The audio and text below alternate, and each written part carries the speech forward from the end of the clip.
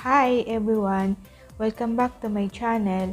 Sa mga bago pa lang sa channel ko, please consider to subscribe at i-hit mo na rin yung bell button below para naman ma-notified ka every time na mayroon ako mga bagong video tutorial katulad nito. So for this video, ang gagawin natin is double crochet lace. And how to do a double crochet lace, we're gonna use a milk cotton yarn, a 3.5 mm crochet hook, and a pair of scissors. And to start this project, we have to do a chain multiple of 3.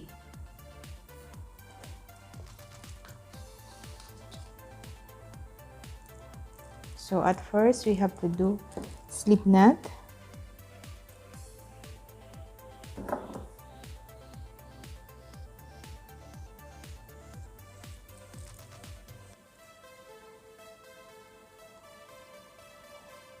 So we're going to do 27 chain. 1, 2, 3, 25, 26, and 27 chain foundation.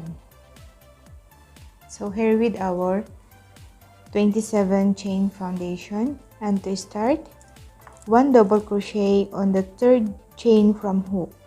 So from here, count 1, 2, and 3, 1 double crochet,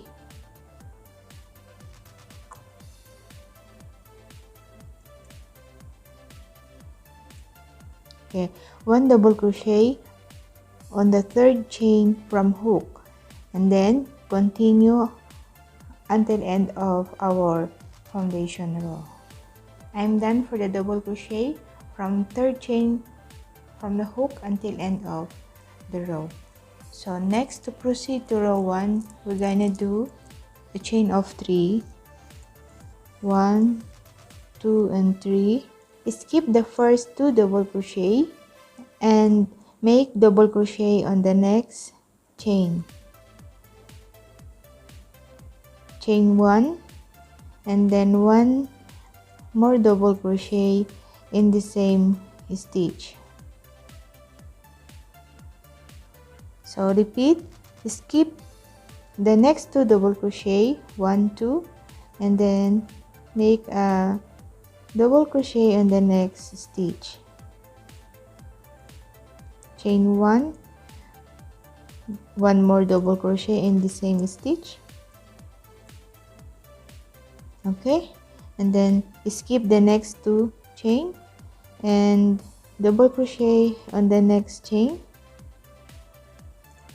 Chain 1 and 1 more double crochet in the same stitch. Just repeat this process across. I'm almost done in row 1. So 1 DC in top of the turning chain. So this is the top turning chain. 1 double crochet here.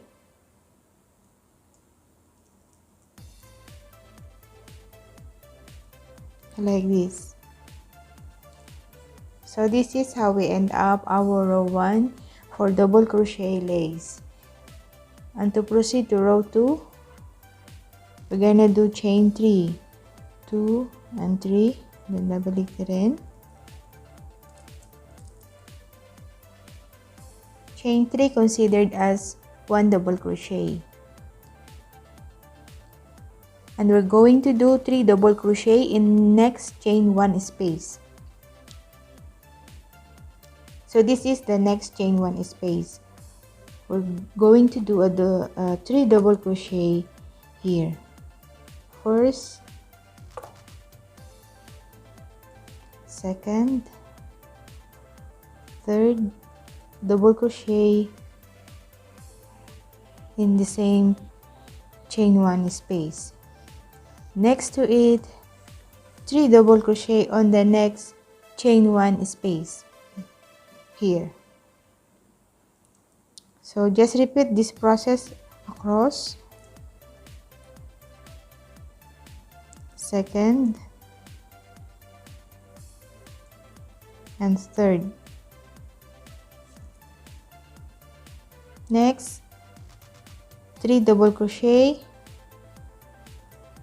and next chain 1 space. The same process until end of the row. I will be back once I'm done in this process. Almost done for the row 2. Last 1 double crochet on the turning chains here.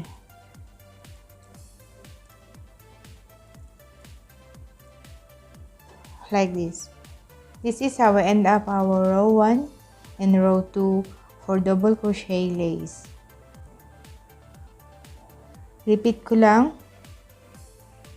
1 double crochet, chain 1, and 1 more double crochet in the same stitch, and next to it, skip the next 2 double crochet, these 2, and then on the next double crochet, the same process as this one. 1 double crochet, chain 1, and double crochet in the same chain, and then skip the next 2 double crochet, and then do the same process on the next chain until end of the row. That is our row 1. And for the row 2, 3 double crochet and chain 1 space from row 1. So this is how we end up our today tutorial for double crochet lace. Just repeat rows 1 and 2.